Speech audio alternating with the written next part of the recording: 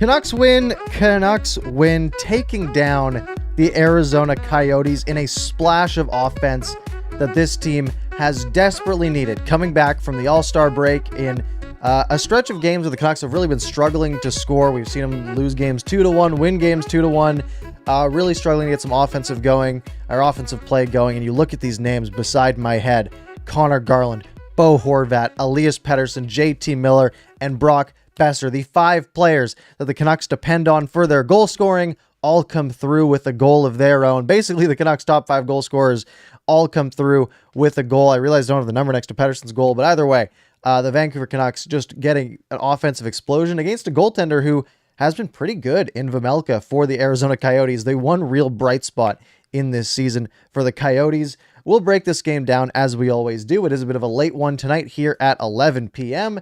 I was at the game, so I only have so much I can do. But to make it up to you guys, there will be a video uploaded tomorrow morning.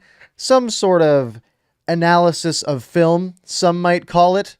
So make sure you're subscribed and make sure you have your notifications on for that, because that'll be a nice way for you guys to wake up. That'll be up nice and early in the morning. Canucks go into this game. They have no Quinn Hughes. They have no Matthew Highmore, but they are up against one of the worst teams in the National Hockey League in the Arizona Coyotes.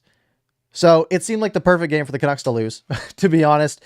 And it looked that way in the first period. The first period, not a lot happens. Canucks get a few decent chances, a couple minutes of a good stretch, but Arizona all over the Canucks. They had more chances. They had more shots, 15-7 in the first period. It was a really, really good play, a really good period of play for the Coyotes. But the Canucks weathered that storm. They got out of it with no goals against. Thatcher Demko was fantastic. And they get to the second period, fresh off a little pep talk maybe from Bruce Boudreau in the dressing room, and they bring out some heat to start the second. And everything gets kicked off by someone you might not expect, and that is Noah Jewelson. Noah Jewelson coming in down the right wing, a nice little play to pinch. Connor Garland finding the open space in front. He feeds it out to Garland, and a great shot. A great shot by Garland. A little bit of pressure on him. Fires it, top left corner. His 11th of the year. Canucks are up 1-0. And by the way, they go on the power play. 56 seconds later, they score again.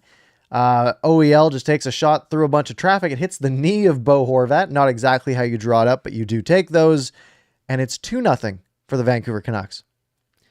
And just 86 seconds after that, a great pass by Vasily Podkolzin. Höglander plays it up to Podkolzin. The two Coyotes players are sort of diverging on him. He just makes a nice little backhand pass blind onto the tape of Elias Pettersson, who walks in basically uncontested, freezes the goaltender, rips it over the top left corner. Don't look now. That is 9 points in the last 10 games for Elias Pettersson. 6 goals in the last 10 games for Elias Pettersson. He is ramping up. He is on track to, by the end of the year, be scoring every game. Probably not going to happen, but hey, that's what statistics are for, right? Clinging to a point that you've already predetermined in your head, and that's where I am with Elias Pettersson. Canucks, just like that, in a matter of 2.5 minutes, go from a 0-0 game to a 3-0 win, or 3-0 lead, and basically the rout is on in Rogers Arena. Coyotes would add one later in the second. 2 fantastic back-to-back saves by Thatcher Demko. The Coyotes are able to score shortly after that. Canucks just sort of lose Lawson Krause in the background, and a weird sort of puck battle in front. He's able to backhand it home past Thatcher Demko, and it's 3-1, so this game isn't over. We're going into the third period. Canucks slightly outshooting the Coyotes in the second period, 12-10, and Arizona still in it, only down 2 goals. They don't have a lot of offensive firepower, but they do have like Clayton Keller. He's a good player. They have Phil Kessel, who can shoot the puck. Maybe they can pull something together. But JT Miller says no. JT Miller just straight up decides, I got this, guys. I am going to just walk through their entire team and do it in style and just say, no, you're not coming back in this hockey game. End to end, Oliver Ekman-Larsson leaves the puck behind the net. JT Miller skates up kind of casually, slowly, and then sees that he's got 2 defenders in front of him and thinks, I can do that. So he burns to the right side, taps the puck into the middle, cuts in hard, pulls it away from Vejmelka's kind of weak poke check attempt, and just taps in the back of the net. 4-1. It's Miller's 16th of the season, and it's absolutely gorgeous. And the Canucks are up 4-1. But even more funny than that is Tyler Mott's penalty. I was I was losing it in the arena. The crowd was booing like crazy once they showed that replay of Tyler Mott getting his stick lifted out of his hands. And I see him look over at the ref. This is from my view from the stands. I see him look over at the ref, and I'm looking at it, and then I see the ref's arm go up. And I'm like, oh, good, they called it. Yeah, he got a stick slash out of his hands. Good call. But then Arizona picks the puck up and the whistle doesn't go.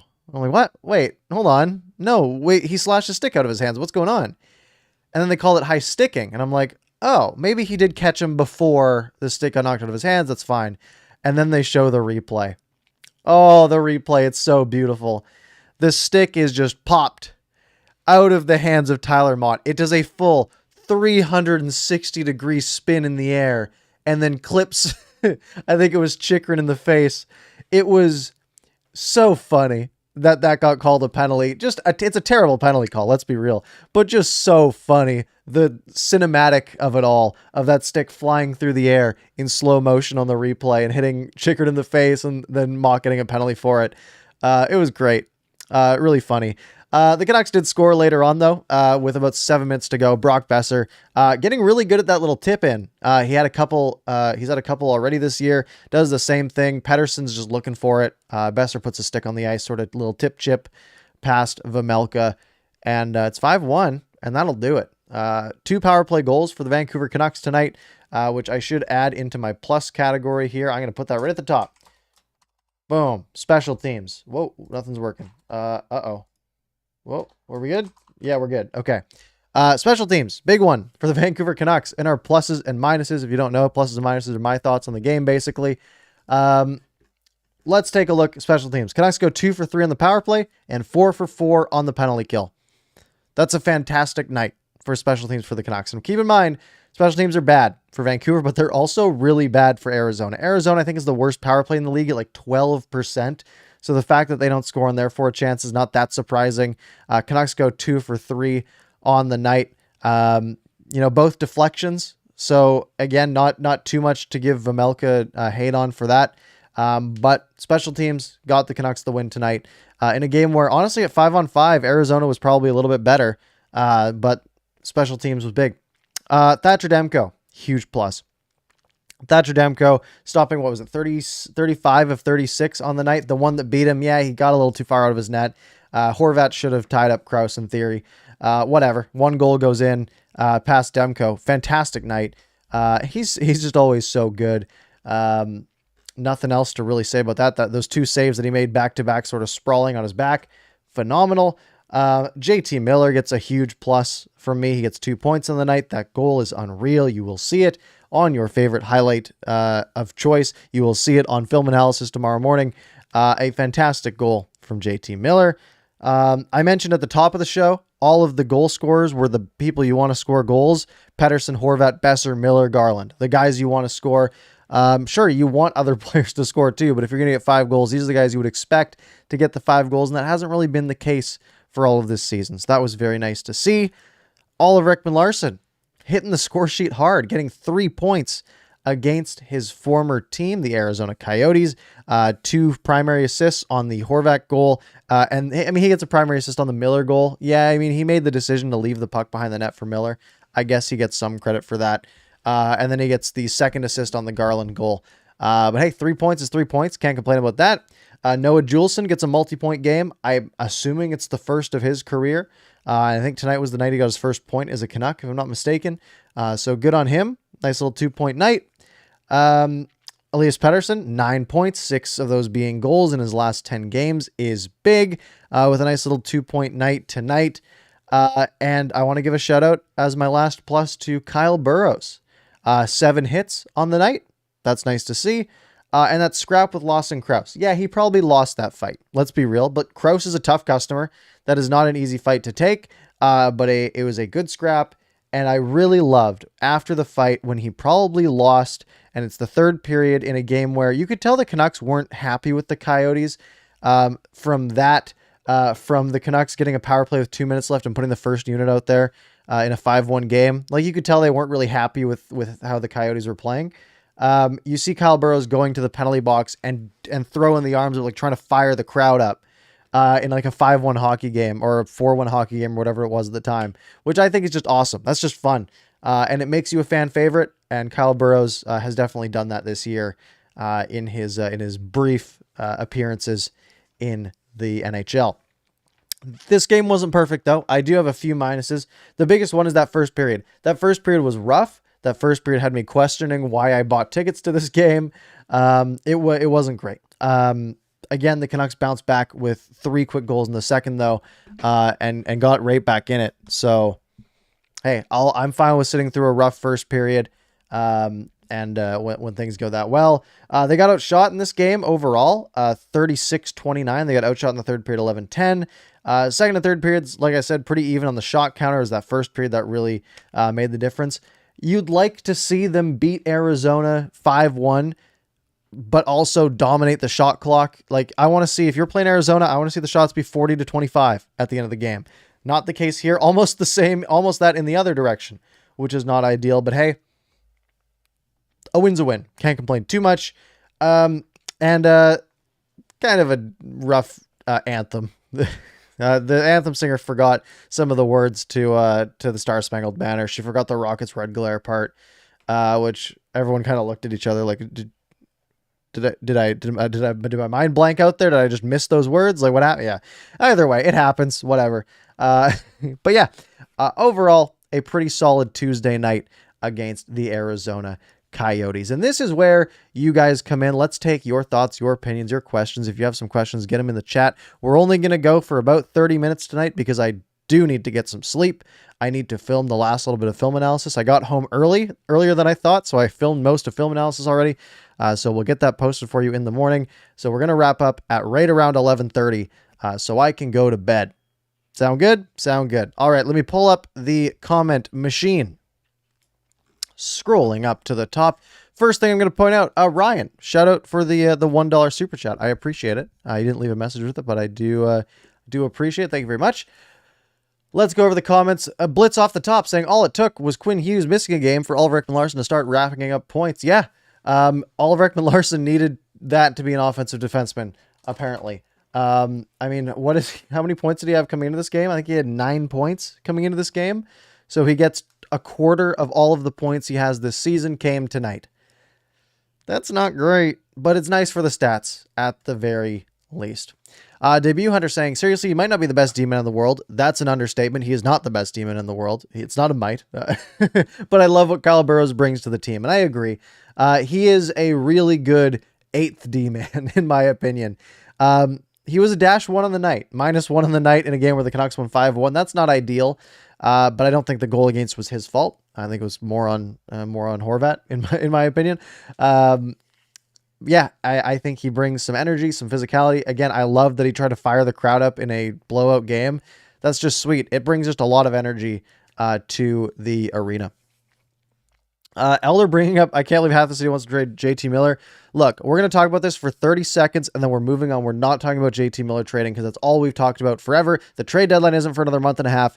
We're forgetting about it for the time being. I will say it doesn't make sense to keep him forever because he's older. He's going to be older and he's not going to be in the window. The Canucks are competing. I just don't want to talk about it.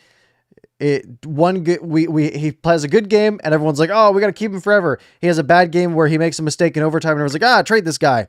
Guys, chill out. It's one game. It was a great play. Maybe it drives the price up. That's an even better reason to trade him. Let's move on. Kango saying Kyle Burroughs has a spot on the team in my eyes, and the Elder then saying Burroughs yes, Hunt no. I agree. I haven't really loved what I've seen from Brad Hunt so far this year. On the night, Brad Hunt played 18 minutes. Kyle Burroughs played 14:49. Kyle Burroughs was in the penalty box for 5 minutes though, so that might have taken a minute or two, probably a minute off of his time on ice. But yeah, I really like Kyle Burroughs as that sort of number 7 guy that can fill in. Ryan saying if the Canucks win the next game, they're 2 points out of the second wild card spot. Is that true? Is that facts? The Canucks are at 48 points. If they were to win the next one, they would be 2 points behind Calgary, who would have 6 games in hand. Let's not gloss over that part too much. The Canucks do play the Flames 3 more times this year. So if they beat them all 3 of those times, then we're talking. But hey, let's maybe pump the brakes a little bit after beating the Coyotes tonight. Let's see here. Lauren saying the best players were the best players. Love to see it. Fangirl saying what a win by the Canucks. Absolutely. Talon saying that they were at this game as well. This first game in a long time was so much fun. Yes, if you forget the first period. The first period had me thinking in my seat. I was like, oh, what am I doing here? This is rough. But the last 40 minutes definitely made up for it. And the fight in my section was pretty entertaining as well. Where one guy was aggressively yelling a lot at Crazy P and calling Crazy P some offensive things, and he got escorted, but he didn't go down easily. That's all I'll say. It was entertaining. What else we got here? Jaskaran saying special teams finally gets it done. Absolutely. Basically, I mean, you add them up, 6 for 7. I mean, that's kind of pushing it because, power play should be more valuable than penalty kill. We had to go 67 on the night on power play, 100% on the night on penalty kill. You would take that any day of the week. Lauren saying it's worth staying up late on a school night for. I agree. I got work in the morning, but I'm up here. Same with Keegan saying 1 a.m. for me. Got to be here. Awesome game. I appreciate you guys coming out. What else we got here? Sam, great game, but I heard our goal song for the first time. Wow, not impressed. LOL. And then Lauren drops, you do not diss. Don't you forget about me. Here's the thing. Don't You Forget About Me is a banger song. It's not a good goal song. It's not. Cause when I heard it on TV the first few times, I was thinking that's fun. It kind of vibes, right? That's chill. I like it.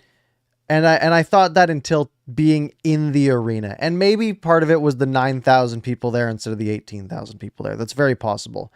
But for me, it kind of sucked the life away pretty quickly. It wasn't, it's like I said, it kind of vibes. It's a little chill. It's fun, but it's not very energetic. So the Canucks score and you're like, all right, yeah. And it sort of eases you back into your seat and you're ready to watch more hockey. And it kind of takes the energy and the excitement out a little bit until Al Murdoch comes in the PA and announces the goal and that gets everyone fired up again. It's kind of a weird dynamic. I don't love it. That's my thought though.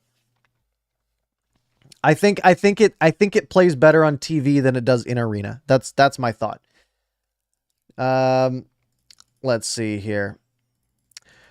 Agam saying the top 6 stepped up today. Hopefully this is the start of the high-flying offense we all expected. I hope so. I'm not going to put too much stock into one game, but I hope so because the Canucks need goals. We can talk about how the Canucks have been since Bruce Boudreau took over on like a 2/3 of all points pace, right? 66.7% pace, points percentage. But we then ignore the fact if Thatcher Demko has put up like a 940 so far, that goes up a little bit tonight, maybe like a 945 so far, since Boudreau's taken over. And that's not sustainable, right? Even if he drops down to like a 920, which is fantastic, we're talking about a few less points going the Canucks' way in all these 1-goal games because they're not scoring any goals. So the Canucks need to score more goals, right? They need to stop letting games go to 1-1 in overtime and then losing in a shootout or winning in overtime or whatever it is. They need to score goals. If they can score 4 goals a night, then things are great, right? You look at the Montreal Canadiens. The Canucks need to do the opposite of what the Habs are doing. The Montreal Canadiens have allowed 33 goals in their last 5 games. Now you might hear that and say that's not right. That doesn't make sense. That's too high of a number. Unless it's the last 6 games. 7, 14, 20, 28, 33. Yeah. The Montreal Canadiens have allowed 33 goals in their last 5 games, which is like 6.6 per game. The Canucks need to be doing that offensively. Maybe not to that extreme, but the Canucks need to score more goals. 5 goals tonight. That's great. And you're not going to lose any games when you score 5 goals. The Canucks, when scoring 3 or more goals this year, have won almost every game. They showed a stat a few games ago on Sportsnet. It was like they were 13-1-1 when they score 3 goals. And I think they won that game too, and they won this one. So they're probably like 15-1-1 when they score 3 goals. They've only won 21 games this year. So if they score 3 goals, they win most of the time because they have Thatcher Demko in net. So if you score 3 goals, Thatcher Demko's probably not going to allow more than 3 on most nights. He might occasionally, right? He has the occasional bad game once every couple of months, which every goalie will. But if you have Thatcher Demko stopping 35 of 36 like he did tonight, or even if he's allowing 2 goals a night on 30 shots, putting up a 915, you're pretty happy with that if you can score 3 goals and you just start winning every game. That's the real key for the Canucks, is getting the offense to click. And hopefully they can build off of this a little bit and go from there. Agam said, who's the most noticeable player for you today? Watching on TV, I have to say it was Burrows. Guy was everywhere. Typically when I'm watching, especially when I'm in the upper bowl, I'm not really focused on players as much as I am when I'm watching on TV. On TV, it's a lot easier for me to sort of hone in on one player.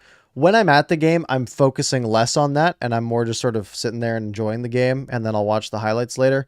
I don't know if anyone really stood out to me other than I thought Höglander and Podkolzin played pretty well. I thought they were moving their feet a lot, and they were noticeable when they had the puck. Other than that, no one really stood out in spades to me, to be honest. Let's see here. Kai saying, love seeing PD play in the middle with Podkolzin and Höglander, but Höglander needs to play with a bit more discipline. Careless penalties 200 feet from our own O-zone will drive coaches insane. Yeah, you can't take penalties in the offensive zone. It's just like a flat rule, because there's no danger to your team, unless you're like tripping a guy who's about to go on a breakaway. There's no danger coming your way. You just don't need to take those penalties. You see Nils Höglander playing 10 minutes and 48 seconds tonight. Really not all that much. Podkolzin played 12 and a half minutes. Chason played 9 seconds less than Nils Höglander, and he was the lowest on the team. So Höglander basically at the lowest on the team, right around there. And yeah, you take penalties like that, and you're going to see the bench. That's just the way it is. So hopefully he stays out of the box on those. Agam saying, do you have any thoughts on what Bruce said about not calling up Rathbone? If you had asked me this before the game, because I think his main premise was, we need to focus on the defensive side and try to basically grind out games 2-1, because that's sort of the level of team that we have, the level of skill that we have on our team. And if you had asked me before the game, my thought was, well, you don't have Quinn Hughes. You're already struggling to generate offense. We're not talking about trying to win games 2-1. We're talking about trying to win games 1-0 at this point, because this team's not going to score goals. Are we going to try to run it to a shootout? That's what it felt like in the first period, right? Are we going to just try to hold on, try to run it to a shootout and maybe win it there? Because that doesn't seem like a good way to win games. And they go out and they score 5 goals and they get a lot of offense going and they play pretty well. I still think I'd like to see Rathbone in. I can definitely see why you wouldn't play him tonight, because he played last night and the Canucks play tomorrow night. So that is a lot. That's 3 games in 3 nights. That's a lot. But I would like to see Jack Rathbone, to be honest. Ivan saying that they were impressed by Podkolzin roughing the opponent when he was pushed into the goal. Yes, that was awesome. He got sort of shoved into the goal and he could have just skated away and said, see ya, I'm going back. And he said, no, I'm going to wrestle you to the ground and basically, just tackle you and win the battle. That's great. I love that. I think they should do more of that. And usually you're not going to be shorthanded for doing something like that, right? If you get sort of driven into the goalie and you shove the guy back, you tackle the guy back, usually you just both get a penalty and you move on, right? And you don't get pushed around. I like that a lot.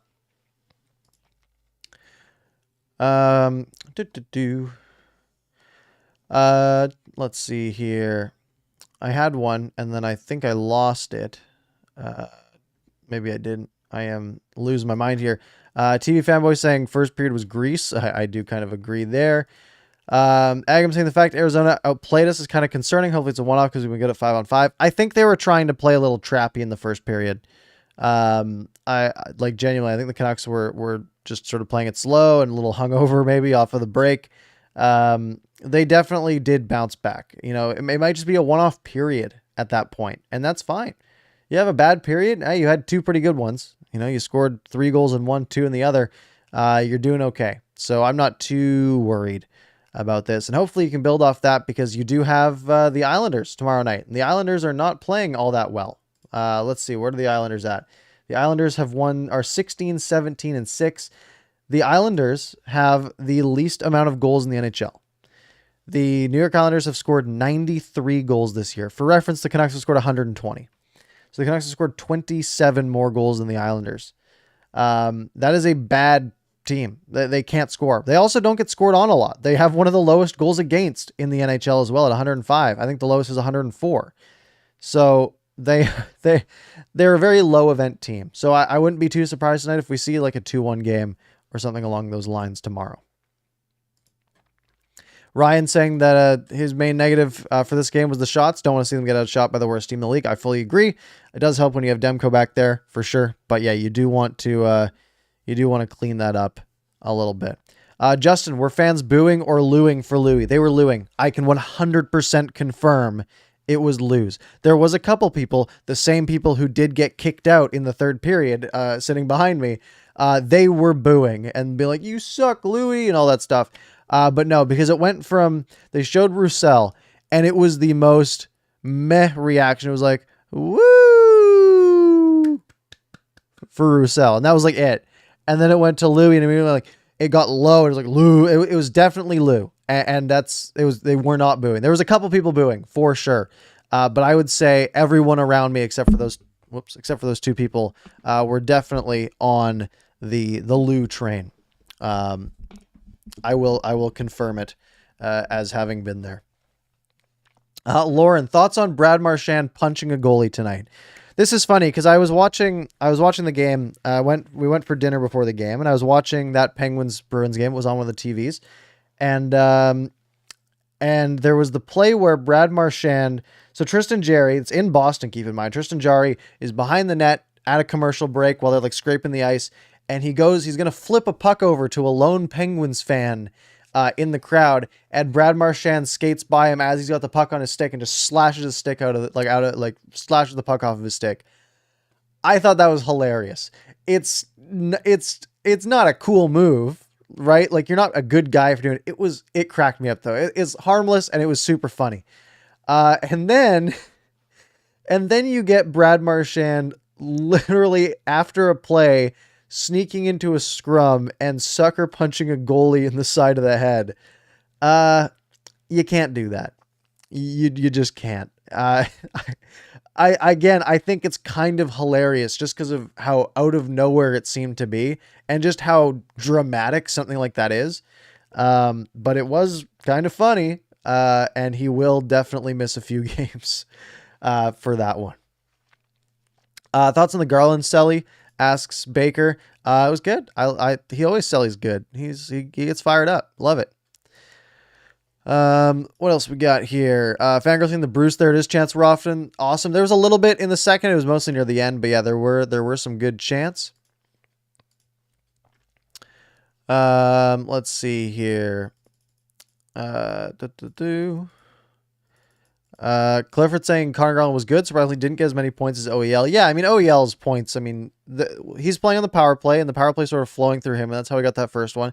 Second one, or his third one, he just, leaves the puck for Miller. The first one was a second assist. Not like OEL was like out there making great plays, but it's nice to get those assists every once in a while. I get them all the time in my beer league.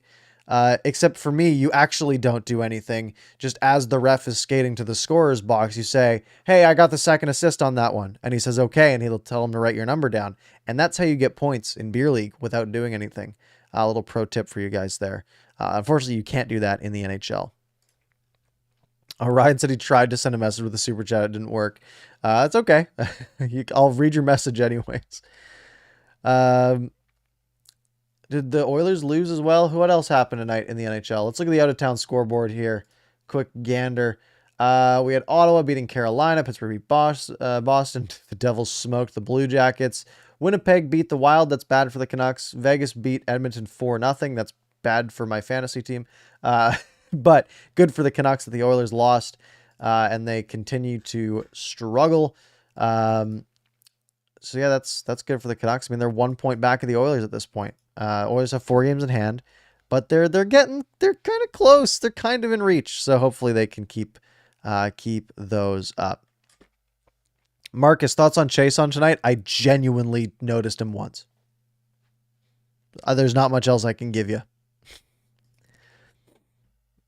Let's see here. Jeff saying hard to see the Canucks making the playoffs. They're so much more fun to watch now. I fully agree. And that is really what matters. Lauren jumping on the Chiasson train saying Chiasson trying to skate is hard to watch. Yeah. And I do kind of agree. It wasn't great. Mateo, what's the film analysis about tomorrow? It's this game. This game. That's what I usually do them on. I don't have a good title for it yet, but usually it'll just be on the game of the night before when I have time. And I haven't done it a lot lately, but I figured let's give it a go for the old days. Keegan saying bring back Holiday for the goal song. I do agree. Let's see here. Lyndon saying, how did I like the game? I thought the first period was kind of rough, and I liked the rest of it. Dave with some blasphemy, and then Agam saying I almost banned you for that comment. And before I read that, I was going to say I might ban you, Dave. You're on thin ice. You're on thin ice, Dave.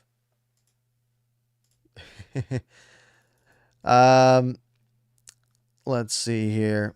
Lauren, do you like I'm Still Standing as the win song? I do. That one actually goes hard. That's fun. That's always fun when you're walking out of the arena. I do enjoy it. Oh, they did show that stat on TV. Reaction Clip says they were 16-1 going into this game when scoring 3 or more goals. Yeah, so I did remember correctly. So they're up to 17-1 when they score 3 goals. And that's a real testament to their goaltending. They have very good goaltending. You just got to score 3 times. It's not that many. Arizona allows 3.7 goals against every game or something like that. Or maybe it was 4. I don't know. They allow so many goals against. Yeah, it's rough. Jogwell saying who got tributes? Basically, did Loui, Beagle, or Roussel? Beagle did not, but Beagle wasn't in the lineup. Loui and Roussel got on the same on the same whistle. Maybe it was a commercial break. They got a quick thank you on the video board and a quick clap, and that was it. Reaction Club saying, who do you think first star of the game should be tonight?